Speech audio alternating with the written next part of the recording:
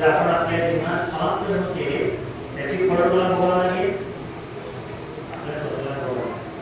मग वाणीवर आपल्या संयम असला पाहिजे. मग म्हटलं आहे सन्मान म्हणजे आपण आपलं जीवन जे आहे ते खूप व्यवस्थितपणे चालवायला आहे. कसं तर पडायची मी चालवायची नाही, विचार करायचं नाही, चूक करायचं. मग आपलं जीवन धर्माच्या रस्त्याने की आपण जे धर्म अर्जित करूया पुण्य करूया ते धर्मी असायला पाहिजे. त्याच्यानंतर की व्यायाम करायचा, 4 प्रकारचा व्यायाम सांगितला भगवंतांनी. जसं तुम्हाला दररोज सकाळ संध्याकाळ जीवनाची गरज पडते की नाही, दररोज जीवन करताना तसंच बिलकुल तुम्हाला आपल्या जीवनात असणाऱ्या पाप कर्म आहे म्हणजे आपल्याला चांगल्या वाईट गोष्टी नाही, आपण अनेक चुकीच्या गोष्टी आपल्या जीवनात असतात, त्या चुकीच्या गोष्टी संपवण्यासाठी प्रयत्न करायचा. तो पहिला व्यायाम. दुसरा व्यायाम आहे की ज्या चुकीच्या गोष्टी आपल्या जीवनात आलेल्या नाहीत त्यांना येऊ द्यायचं नाही. जसं आपण लहान मुलं आहेत की नाही, आज ही मुलं बिलकुल शिलाचं पालन करण्यासाठी दिसतात की नाही, यांना खोटं बोलणं बोलता येत नाही. लहान मुलांना बोलणे बोलतायत ना, तुम्ही त्यांना शिकवता, बरोबर आहे की नाही. छोट्या मुलांना इथं सांगू नको, असं म्हणतो की नाही.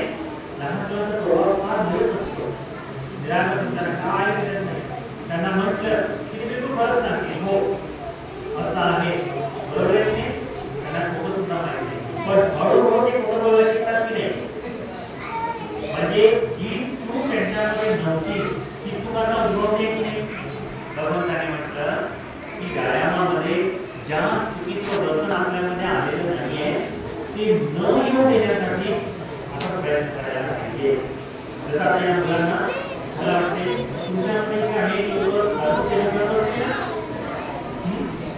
या वस्ती दारू सेवन करणारे आहेत की नाहीये, करतात की नाही करत, करतात ना. आता ही जी लहान मुलं आहेत ती करतात का, लहान मुलं नाही करत ना. तुम्ही खात्री सध्या काही करणार नाही कोण. हा भगवंतांनी म्हटलं की चुकीच्या गोष्टी ज्या आहेत त्या जीवनात येतातच, हे न येण्यासाठी कोणी प्रयत्न केला पाहिजे, आपण स्वतः अभ्यास केला पाहिजे. या चुकीच्या गोष्टी आहेत या माझ्या जीवनात येऊ नये, त्याला म्हणण्यात सुद्धा करायला. मग या जगात खूप चांगल्या गोष्टी आहेत ज्या आपल्यामध्ये नाही आहेत. म्हणजे आपल्याला दान देण्याची इच्छा असते, दान देण्याची सवय नसेल, दान देणे चांगलं आहे की पाहिजे, चांगलं आहे, पण प्रत्येकाला दान देण्याची सवय आहे का, नाहीये ना. एखादा शील पालन करणे, शीलाचं पालन करणे चांगलं आहे की पाहिजे, चांगलं आहे, पण सगळ्यांना शील पालन करण्याची सवय आहे का, नाही.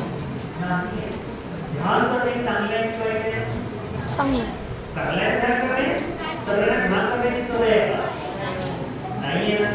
ज्या चांगल्या सवयी आहेत या आपल्यामध्ये जर नसतील तर ते आणण्यासाठी प्रयत्न करणे हा तिसऱ्या प्रकारचा व्यायाम आहे.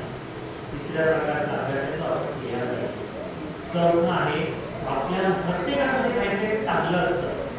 तुमचा चांगला एखादा व्यक्ती असेल ज्याने आयुष्यात कधी शिवीगाळ नसेल केली आणि तुमच्यामध्ये कोणी असं की आयुष्यात मला शिवी दिली नाही, की त्याच्यामध्ये असू शकतं, हे चांगलं आहे. आयुष्यात कधी खोटं बोललं नाही, ही चांगली गोष्ट आहे. आयुष्यात कधी दारू प्यायला नाही, हे चांगलं आहे. महिलांमध्ये असा कुठे की आयुष्यात कधी दारू प्यायला म्हणून हे आहेत तुम्ही लोक. पण ज्या चांगल्या गोष्टी आपल्यामध्ये आहेत, दान देण्याची सवय चांगली आहे, शिलाची किंवा तुमच्यामध्ये चांगल्या सवयी आहेत, या चांगल्या सवयी नियमितपणे आपल्यामध्ये टिकून राहाव्या याच्यासाठी प्रयत्न करण्याचे चौथा अभ्यास त्याला म्हटलंय सन्मान व्यायाम. समजायचं की जर लांबच्या प्रवासाला जायचं आहे, त्या प्रवासासाठी आपल्याला वारंवार आपल्या गाडीची सर्व्हिसिंग करून घ्यायची असते, बिलकुल टिकटॉक ठेवावी लागते, तेव्हा तुम्हाला आपोआप त्या प्रकारचा प्रोत्साहन येईल. त्याच्यासाठी गाडी धुणे, सर्व्हिसिंगला येऊन जाणे, या सगळ्या गोष्टी आहेत. तसंच आहे आणि मग अनेक 4 प्रकारच्या ध्यानाचा अभ्यास करणे आणि समाधी सुद्धा. हे ज्या व्यक्तीला होतं तो व्यक्ती आपल्या रस्त्याने बरोबर धर्माच्या मार्गावर चालत जातो. मग तुम्हाला काय वाटतं, तुम्ही याच्यामध्ये पालन करतात? किती गोष्टींचं पालन करतात?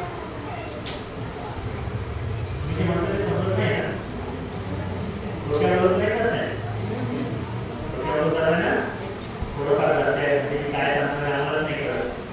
ठीक आहे, आपण दुसऱ्या पद्धतीने सांगू. ठीक आहे, आपण आपल्या जीवनामध्ये हा अनिष्टानिक मार्गाने ठेवायचा. ठीक आहे, या अनिष्टानिक मार्गावर चालूनच मुक्तीचं सुख मिळतं हे लक्षात ठेवायचं. ठीक आहे, एवढं समजेल का? कुठली कथा सांगतो तुम्हाला? आता तुम्हाला कथा सांगतो ना, नाही का? कथा समजतात का तुम्हाला? नाही, कशाची कथा सांगू मग तुम्हाला? कशाची कथा ऐकायची तुम्हाला?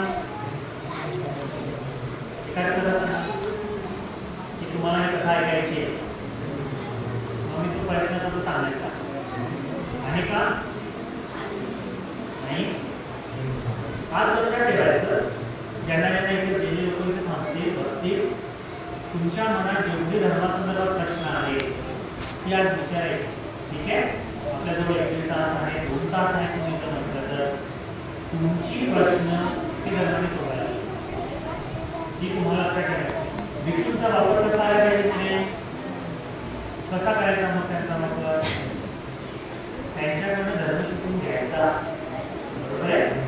त्याच्यासाठी तुम्हाला सगळ्यात आधी काय करायला पाहिजे? प्रश्न विचारायला. ही एक चांगली गोष्ट